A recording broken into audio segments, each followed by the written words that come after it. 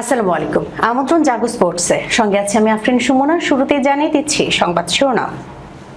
Mob তৈরি করে দুদক কার্যালয়ে ঢুকে ফ্যাসিস্ট হাসিনার এমপি সাকিবের ভক্তদের তাণ্ডব, কর্মকর্তাদের হুমকি দিয়ে সাবেক ক্রীড়া উপদেষ্টা আসিফ মাহমুদের বিরুদ্ধে অভিযোগ দায়ের।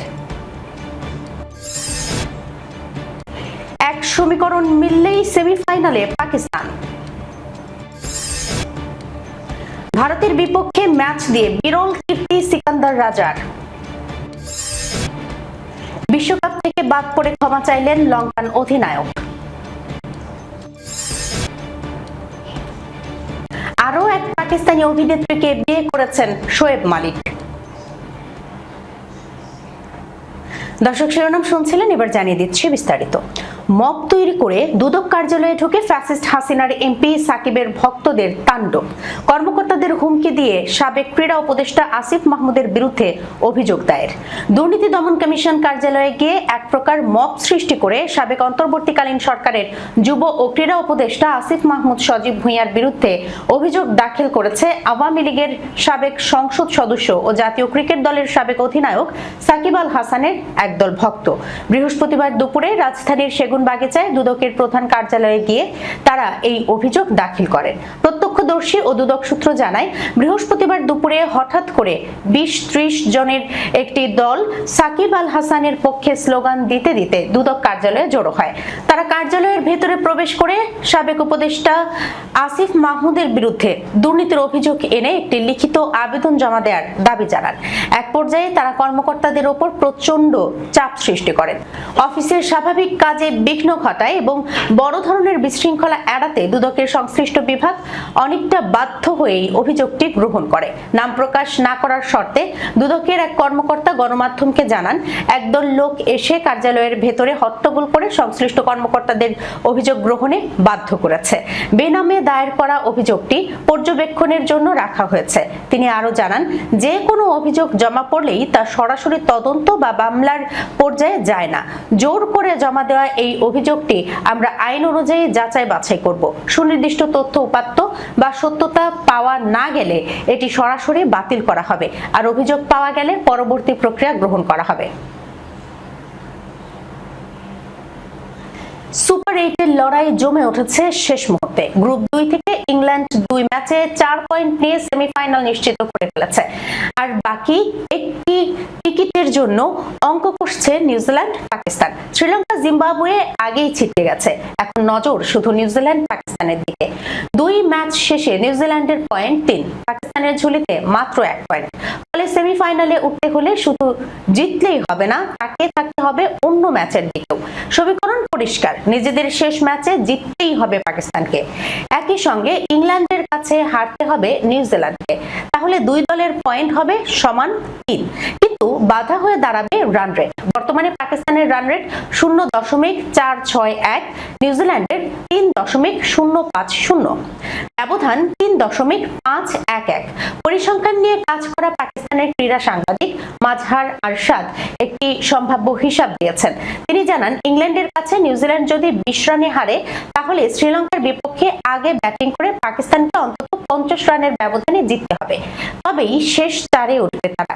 ক্রিকেট বিষয়ক সংবাদ মাধ্যম ক্রিকবাজ এক প্রতিবেদনে উল্লেখ করেছে, ইংল্যান্ড যদি নিউজিল্যান্ডকে 50 রানে হারায়, তাহলে শ্রীলঙ্কাকে অন্তত 20 রানে হারালেই সেমিফাইনালে উঠতে পারবে পাকিস্তান।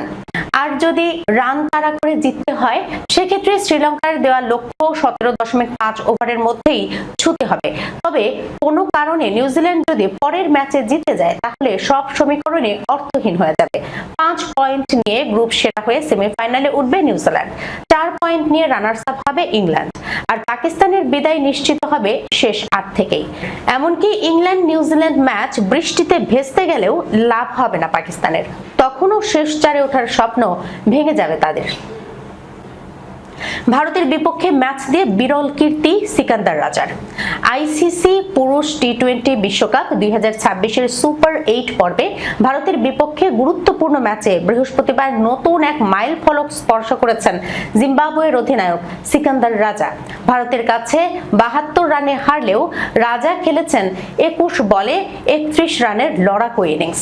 এই ম্যাচেই তিনি পুরুষদের টি-20 আন্তর্জাতিক ক্রিকেটে 3000 রানের গন্ডি পেরিয়েছেন।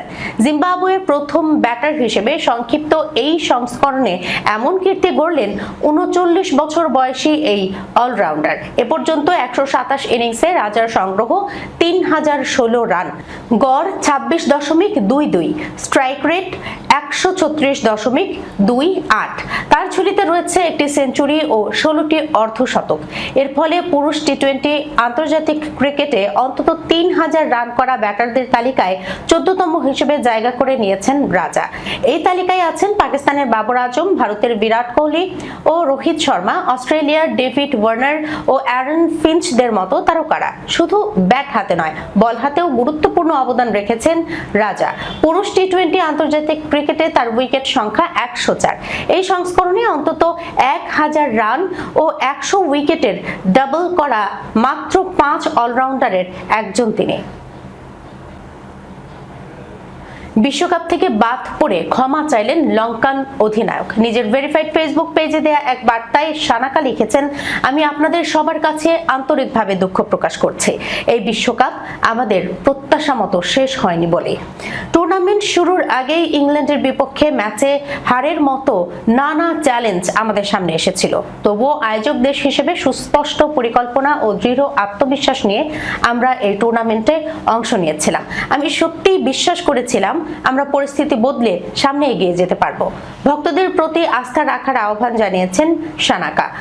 আপনাদের মনে আমার ও দলের প্রতি যে ভাঙন, কষ্ট ও ক্ষোভ তৈরি হয়েছে তা আমি খুব ভালোভাবেই বুঝি।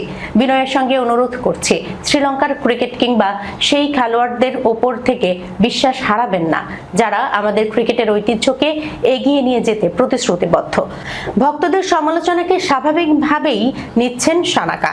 এই প্রসঙ্গে তিনি লিখেছেন, যখন কোটি কোটি মানুষ বিজয়ের স্বপ্ন দেখে তখন পরাজয় মেনে নেওয়া সহজ নয়। এই মুহূর্তে যে সমালোচনা ও মন্তব্য প্রকাশ হচ্ছে আমি সবই বিনয়ের সঙ্গে গ্রহণ করছি। আমি জানি এগুলো এসেছে দেশের ক্রিকেটের প্রতি আপনাদের গভীর ভালোবাসা ও দায়বদ্ধতা থেকেই। যে অবস্থাতেই থাকি না কেন দেশের জন্য নিজের সর্বোচ্চটা দিতে আমি কখনো দ্বিধা করব না। আমি সব সময় একই উদ্দেশ্য নিয়ে খেলেছি, শ্রীলঙ্কার জন্য। আপনাদের যে বিজয় উপহার দিতে পারিনি তার জন্য আমি ক্ষমা প্রার্থী। প্রতিদিন আমাদের দলের পাশে থাকার জন্য সকল শ্রীলঙ্কানকে আন্তরিক ধন্যবাদ। পাকিস্তানের সাবেক অধিনায়ক শোয়েব মালিক আবারও আলোচনায় চলে এসেছেন। মাঠের বাইরে তার ব্যক্তিগত জীবন নিয়েই এখন বেশি কথা হচ্ছে। 2024 সালে তিনি তৃতীয়বারের মতো বিয়ের পিঁড়িতে বসেন। স্ত্রী হিসেবে গ্রহণ করেন অভিনেত্রী সানা জাভেদকে। এর প্রায় 2 বছর পর নতুন গুঞ্জন ছড়িয়েছে। বলা হচ্ছে তিনি নাকি চতুর্থবার বিয়ে করতে যাচ্ছেন। সোশ্যাল মিডিয়ায় তার নাম জড়ানো হচ্ছে অভিনেত্রী ভানিজা সত্তারের সঙ্গে। অনেকে দাবি করেছেন 27 ফেব্রুয়ারি তাদের বিয়ে হয়েছে। বিষয়টি জানিয়েছে পাকিস্তানের একাধিক সংবাদ মাধ্যম। তবে এ নিয়ে শোয়েব বা ভানিজা কেউই কিছু বলেননি। শোয়েবের বর্তমান স্ত্রী সানার মতো ভানিজাও পাকিস্তানের টিভি অভিনেত্রী। জনপ্রিয় লাডলি নাটকের নাজো চরিত্রে অভিনয় করেছিলেন তিনি। তার জন্ম করাচিতে, তিনি বেড়ে উঠেছেন সেখানেই। এরপর করাচি বিশ্ববিদ্যালয় থেকে স্নাতক সম্পন্ন করেছেন পাক এই অভিনেত্রী। তার সঙ্গেই শোয়েব মালিকের বিয়ের গুঞ্জন দেখা শোনা যাচ্ছে এবার। এর আগে ভারতীয় টেনিস তারকা সানিয়া মির্জার সঙ্গে তার বিয়ে ছিল আলোচনার কেন্দ্র। 2010 সালের এপ্রিলে হায়দ্রাবাদে তাদের বিয়ে হয়। তাদের একটি ছেলে আছে, নাম ইজহান। প্রায় 13 বছর বয়সে থাকার পর 2024 সালের জানুয়ারিতে তারা বিচ্ছেদের ঘোষণা দেন। এরপর অল্প সময়ের মধ্যেই সানা জাভেদকে বিয়ে করেন শোয়েব। লাহোরে তাদের ছোট পরিসরের বিয়ের ছবি ভাইরাল হয়। শোয়েবের প্রথম বিয়ে ছিল আয়েশা সিদ্দিকীর সঙ্গে। 2000 দশকের শুরুতে সেই বিয়ে হয়। পরে তাদের বিচ্ছেদ হয়। সেই সময় বড় বিতর্ক তৈরি হয়েছিল। সব মিলিয়ে শোয়েব মালিকের ব্যক্তিগত জীবন আবারও আলোচনায়। তবে চতুর্থ বিয়ের খবর এখনো নিশ্চিত নয়। আনুষ্ঠানিক ঘোষণা না আসা পর্যন্ত সবই গুঞ্জন। দর্শক, এই ছিল এখনকার মতো জাগো স্পোর্টসে। যাবার আগে শিরোনামগুলো জানাচ্ছি আরো একবার। মব তৈরি করে দুদক কার্যালয়ে ঢুকে ফ্যাসিস্ট হাসিনার এমপি সাকিবের ভক্তদের তাণ্ডব। কর্মকর্তাদের হুমকি দিয়ে সাবেক ক্রীড়া উপদেষ্টা আসিফ মাহমুদের বিরুদ্ধে অভিযোগ দায়ের। এক সমীকরণ মিললেই সেমিফাইনালে পাকিস্তান। ভারতের বিপক্ষে ম্যাচ দিয়ে বিরল কীর্তি সিকান্দার রাজার। বিশ্বকাপ থেকে বাদ পড়ে ক্ষমা চাইলেন লঙ্কান অধিনায়ক। আরও এক পাকিস্তানি অভিনেত্রীকে বিয়ে করেছেন শোয়েব মালিক। এখনকার মতো এই পর্যন্তই। এতক্ষণ পর্যন্ত যারা সঙ্গে ছিলেন সবাইকে ধন্যবাদ। আল্লাহ হাফেজ।